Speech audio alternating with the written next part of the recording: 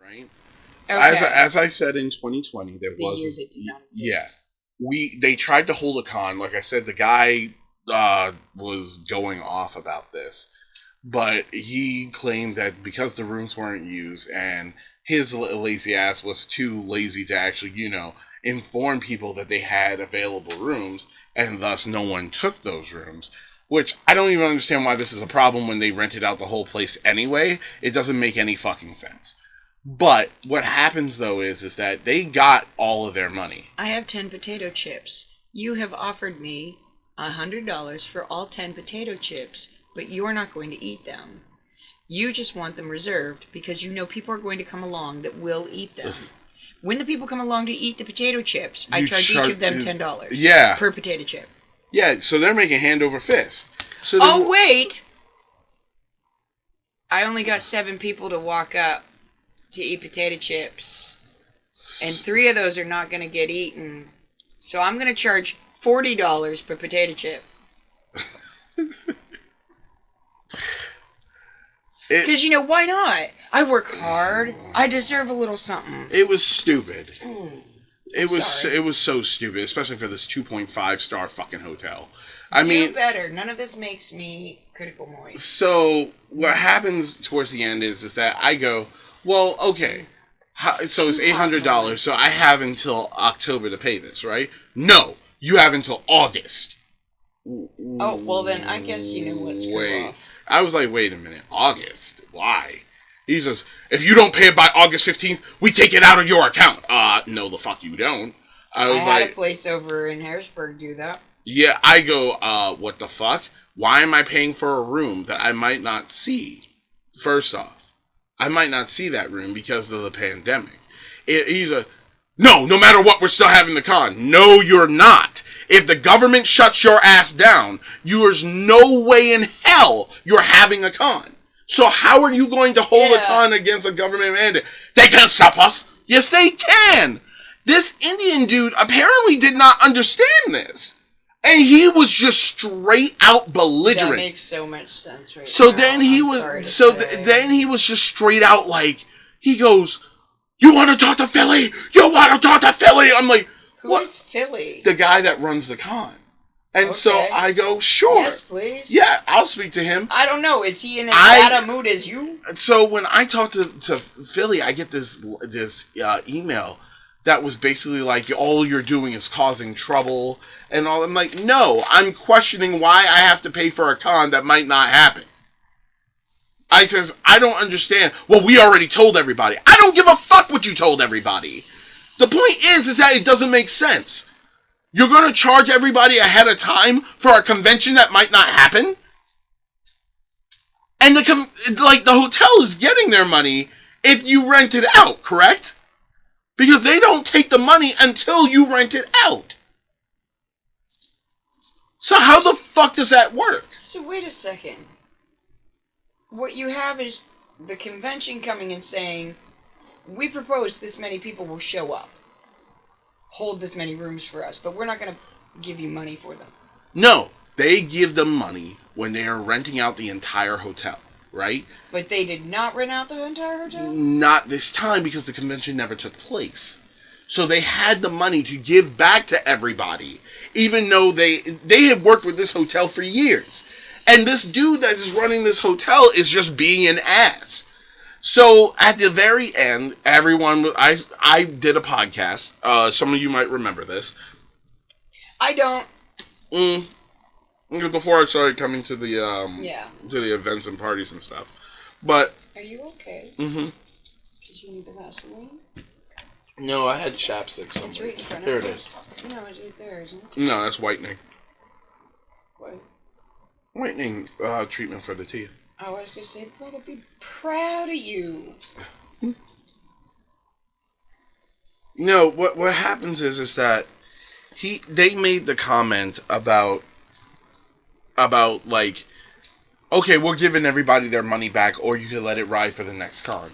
I did an episode where I actually explained they should take the time out. I says 2020 was a blessing for the con.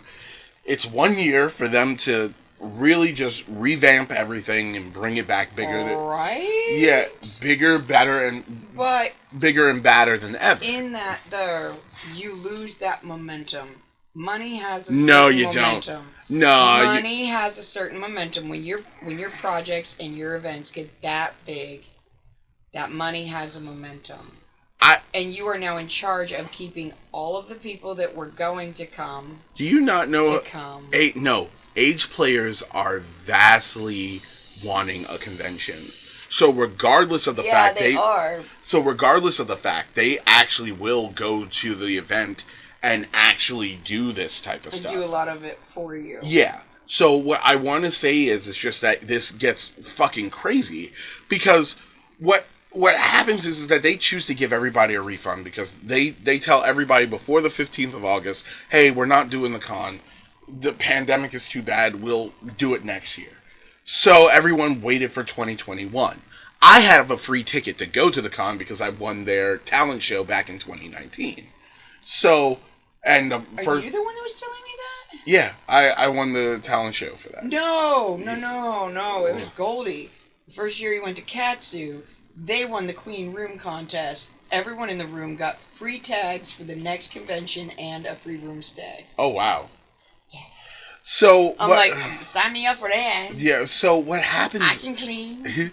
So let me just say that at the end of this, we ended up in a situation where we had, where like they gave everybody either if they chose to let it ride or get their money back. So they gave their money back in 2020. In 2021, 2 weeks before the con was supposed to happen. Now, this is where I want to get to this, because this is not speculation. Supposedly, this is from somebody who was on staff, right? Look at you knowing more. Like, you got receipts, yo. Yeah, because ironically, I was online when I found out about this. So, yeah. So, like, when I happened to be scrolling online about this, and so I want to see where it is. I'm sorry. I think it's the weather, because it's so warm out. Like, I am tired from winter. But I'm also in a pesty. I want to do something kind of... No. I'm in a cat mood. Okay. I am in a shove it off the table cat mood. Hold on. Listen I'm to listening. this. So listen to this. This is from one of their staff members, the person that was supposed to be head of security. Okay. It said the reason that they canceled last minute was because like I said, Teddycon in 2021, they collected everybody's fucking tickets, told them it was going to be in a bigger hotel. They already had the money from 2020, I guess. Yeah, but they collected more money this time. Yes. Because they had because remember, they had to refund some of it. And then the others that they didn't refund went to the next con. So they were like everyone else. Yeah. 20 was canceled. But we're going to do 21. And everyone in May started handing in money in droves because they wanted to go to this con. They were told that it was going to be a little bit more expensive, about $130. I still get my free ticket. Everybody else is getting rooms and stuff, right? They already sold out the head hotel within the first couple of weeks of giving out tickets, right? So then here's where shit hits the fan and goes to shit. So it goes. So what happens is that because 2 weeks before the con, like everyone was talking about whether to wear masks or not to wear masks, and you had some people that were like, "No, it goes against my freedom," and then you had other people that were like, "What? Stay out of it." Yeah, and then other people were saying, "No, we have to take care of the community because we're looking out for one another because that's what the community does." Yeah. That was an actual argument that happened in the community. Yeah. And they couldn't decide. Yeah. So a lot of people thought that was the golden reason for why this didn't happen. No. Teddycon comes out 2 weeks before the con with a notice saying that because of lack of staff, they are unable to hold their event. And they are sorry, but they will just have to announce another event next year or something. But that's the weird part. They couldn't get enough staff. They could agree on mask or no mask. No, they just didn't have the staff. And you're about How do you not get staff? You're asking the question that everyone else asked. Because that is actually the hard-hitting thing about this. Because now here's the craziness, right? So we talk. Okay. So here we go. So they go. So staff admits that 2 weeks before the con, it was canceled because they claimed that Teddycon had lack of staff, right? Well, that's half true. I'll explain. Listen to this. The reason why Teddycon was canceled last minute was because of the lack of staff. As someone who was supposed to be a head of security, as well as one other person, I can tell you they stopped reaching out to people by like May of that year, which is 2021. So when tickets went up, they stopped talking. They did not confirm with the staff whether they had rooms or not. Because staff has to be roomed in the main hotel. They did not talk to staff. They went cold turkey dead silence. Radio silent for no reason. Then they said, in 2019, I was the second lead for security and was promised a room for 2020 as I would be head that year. And working the whole time. The pandemic hits and pushed it back to 2021. I stay in contact and by January send a message asking. Now, they were talking to their staff from 2021 to January. They had not announced that there was a new Teddycon. They had not announced that. So they're just trying to clean staff completely? They were trying to, now, I guess they were a part of the planning at first. And everyone and like, when you have staff, people have to plan because they have work. Yeah. They know this. They've held conventions before. I don't understand how the fuck this happened. So, listen, it says, I stay in contact and by January send a message asking about the room. About the room I was promised. And in January, they stopped speaking. Teddycon no longer spoke to its staff at that point. I get radio silence till May, after I attempted to contact them once a week as I need to know ahead of time to plan. I get a message that they had been busy and are dealing with a death in the family. I gave my condolences and said to reach out when they can. I was never contacted again. The other head was also never contacted, and the people who volunteer for security that I reached out to were also never contacted.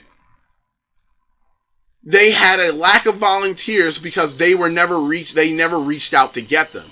The Teddycon leaders micromanaged the event to the point it destroyed itself. That's what it comes down to. I wouldn't say micromanaged. That's not micromanage. That's walk away. Yeah. They walked off. And they said all these fools gave us money. This pandemic gives us a perfect example of how we can say, listen guys, we can't technically return your money. Now here's the thing. But here's the thing, how did they These are just people that have paid to go to this convention. Yeah. Have you thought about the other side of that? If I want to sell you people my stuff, I have to pay Teddycon for the booth. The vendors! Oh shit! I forgot about the vendors! Yeah? So did most of the conventions. Oh, well... There are a lot of vendors out there that their 2020 and 2021 was a pile of steaming horse shit. Because they were unable to make more money, and they had money that was being refused to be given back to them. They couldn't get their money back to eat and live and pay their rent. and they could not make more money because they did not have that hyper consumerism that happens at conventions. There's a lot of hyper consumerism that happens at conventions. How many open tabs do we have on our phone of, God, I really want this, oh, I really want this, oh, I really want this. And every one of them, we're like, I'm going to wait until this convention, and I want to look and see what so-and-so has. Fair. But you never go to their actual website or their Etsy and get it. Like every now and again. Well, here's where this gets fucking crazy. Yeah, so that convention is making off with a lot of fucking money. Not as much as 100%. So you're not. But... So now the thing is that from this guy's message, he clearly states that. And a lot of those tickets are from vendors also, because you have to buy badges to be a vendor. Yeah, but their vendors they also get their own hotel room.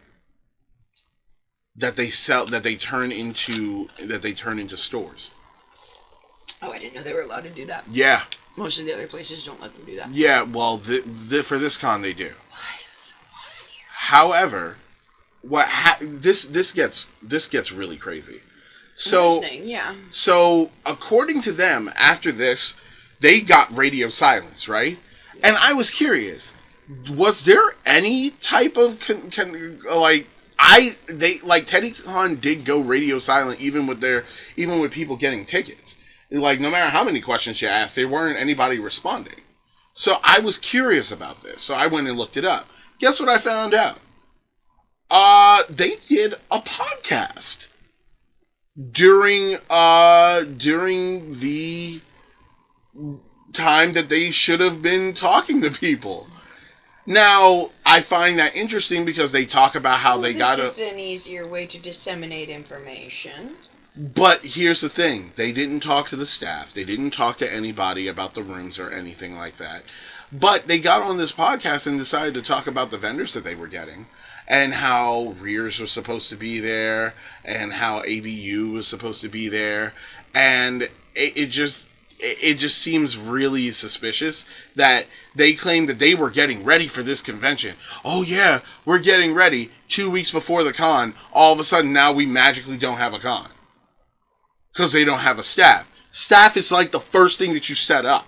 So how the fuck did you not set up staffing before you set up the vendors, the rooms, the hotel, and everything else?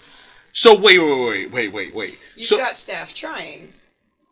Literally trying to reach out to them. And they wouldn't do it. That's a little bit fucking suspicious, isn't it? It's kind of sus. Like, staff is like the first thing you set up. That podcast was that kind of a last hurrah trying to get interest built up. They want more. That's a weird thing about it because I didn't know. I knew the person that does the podcast from the con because I've seen him at the con before. We've had conversations before. Yeah, I imagine there's a lot of conversations happening in inboxes back and forth of, I don't know what's going on. Do you know what's going on? And everybody's saying, no, I don't know what's going on. And the only people that do know what's going on are the ones that aren't talking. Yeah, and that's what makes it so bad. Because it's like, why? Why aren't they talking? Because they should be. The situation had hit a point where they needed to be chatting with everybody. And they weren't. They legitimately weren't. So what's the end result?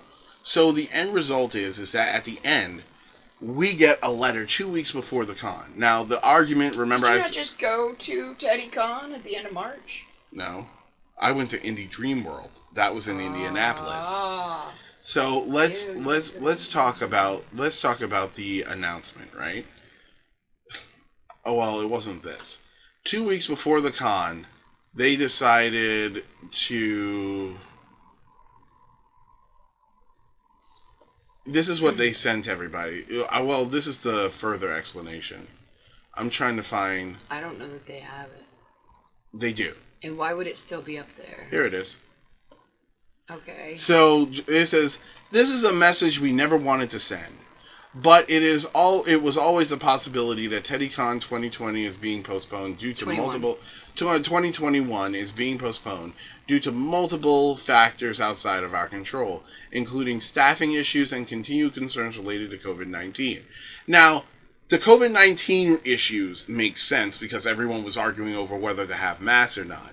But the major thing is that staffing was the issue.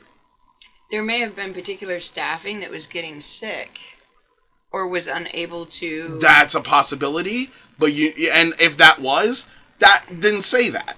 However... The staffing, there is some staffing saying, we got no talking to. None of the 60 people that were on staff ever got contacted. None of them. No. According to what staff is saying, they never got contacted. Now, that was through head of security. So I would love to hear that from some of the other staff members, because it doesn't make any sense. Why were they only talking? You had to have if this person was constantly contacting you and you're not referring back to them or telling them, now maybe they removed him from head of staff. That's a possibility, but then who is head of staff? But the way that it seems like, and from the comments I've been hearing, they didn't talk to staff. Staff. All right. What's the other announcement? So it says, as far as the continue. No, I mean what? I'm sorry, I read through. Yeah, I have a terrible problem not reading. As we said from the very beginning, in the event that needed to be canceled, we would roll forward all tickets to the next event. We are already working on the next steps to bring you this amazing event. Important. You must call the hotel to cancel your reservation. There will be no cancellation fees for the rooms at the host hotel or the official overflow hotel. We are utterly heartbroken to not be able to see all of our little friends in November. Stay safe, smile, and be kind to each other. We will get you updates about the new dates as soon as we can. Now, that's what they gave us, right? But that was 2 weeks before the con. Then they gave us this. Many of you have asked for further explanations, so here is a bit more specifics. We typically have around 60 staff and volunteers. When we did these events in the old venue, with the new venue, we needed even more, and in the last couple of days of the numbers dropped down in the 20s. Well, wait a minute. If the numbers of staff drop down into the 20s, and it's because my guess is that they called some of the staff and told them, hey, you guys could actually be a part of the con. Or are you guys still coming? 2 weeks before the con. Are you guys still coming? And then they went to check on everybody, and everyone's like, no, you didn't let us know. That's what I'm seeing from this. However, it says, we also lost a bunch of presenters and others running special events. This was a very tenuous time of COVID, really, though. October of of last year, because there was a lot of people. Look, everything's fine. We should just open up, and then a lot of other people. We can as soon as you get a vaccination. And people didn't want to get vaccinations. And then they're like, no, we just need to go back to normal. And then people are like, and we can as soon as you get a vaccination. But the thing is that they weren't requiring vaccinations. No, they weren't. But the people working, I'm sure there's a lot of people, and I wouldn't have put that, I would not doubt that you went from 60 to 20 when you said, no, we're not requiring vaccinations. However, if staff is saying that they were never contacted, my guess is that if staff is saying that they were never contacted, if we are to believe the heads of their security, if we were supposed to believe it goes without saying that everybody has checked their spam folders. Yeah. So if we are to believe security, right, and that the staff was never contacted and there was radio silence, that makes this look really suspicious. Now, you have 2 members of staff, both from the same mouth, saying that they haven't been contacted, correct? Yeah. Imagine for a moment that is a problematic person that is being cut out. That's a possibility, but you would think that they would and say their something. minion. However, hold on. I'm playing devil's advocate a little bit on okay. this could be but then an explanation. But then there was a lot of people. Well, we know a few people from the local community that. Well, no, I'm not going to this event because they're not requiring masks. They're not requiring vaccinations, and I don't want to go to that event unless I can be sure. But then March of this year happens. Now, they go radio silent after the 2 weeks before the con. Do not talk to anybody. Okay, so that was late October. Mm-hmm. I get they went radio silent, and that's super sucky. But there's also, this seems like a smaller con, a very personal, singular person kind of doing a lot of the work. October, November, December. Those last 3 months. The last quarter of the year. Yeah. Stupid busy. Well. Not to mention if this is being run as some kind of a business, January's already also fucked. Hold on. Because this is interesting. 2 weeks before the con, they canceled. So the hotel doesn't get its money, or at least I don't believe they do, because of the fact that this event didn't take place here, and I would expect them to have some type of insurance on that. So here's where it comes in. The important announcement. Lilu laugh. This is the important announcement that happened in March. It says. It is with great sadness that we announce today that Teddycon will be closing its doors for good. We had great fun over the years, helping to facilitate a fun and safe environment for the entire ABDL community. Have no fear, however, a new exciting event is on the horizon. By Casey Storm, the CEO of AB Universe, a longtime and trusted partner of Teddycon. This new convention is planned to occur in 2023. Here's my fucking problem with that, right? They're rebranding.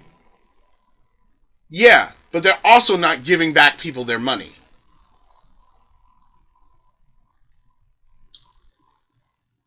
Then who do you need to speak to for a class action? It says... Are they counting on the fact that everyone thinks that they are such outliers of society that they won't put their name on a class action lawsuit? Yes! Yes, they are!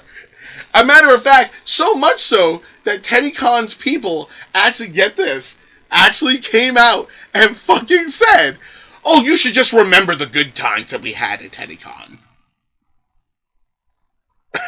I remember I like to eat. I also remember that $130. Here's the thing.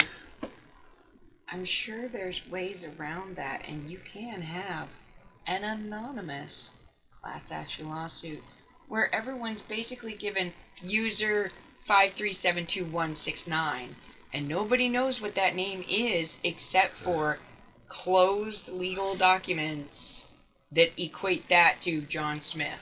Oh! We're going to get there, because this you cannot tell me that there is not an attorney out there in the community.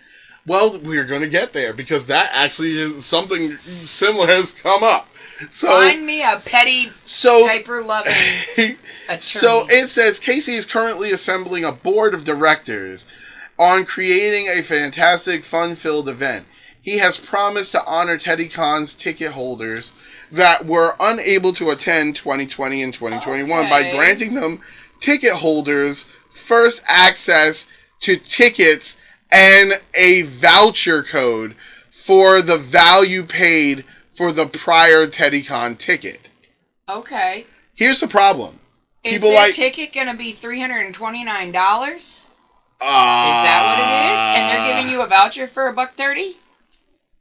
Is that what they're planning? Oh, we're going to make this amazing, enormous, incredible, you know what? We're going to take Kennywood and instead of charging you $20 for perfectly adequate stuff that you're happy with. They walked out with this money. They walked out with the money and then told everyone, oh, don't worry, you're going to get a voucher for a new event. Oh, for your ticket for this new event that you might not go to because guess what? Casey lives all the way in California. He lives on the West Coast.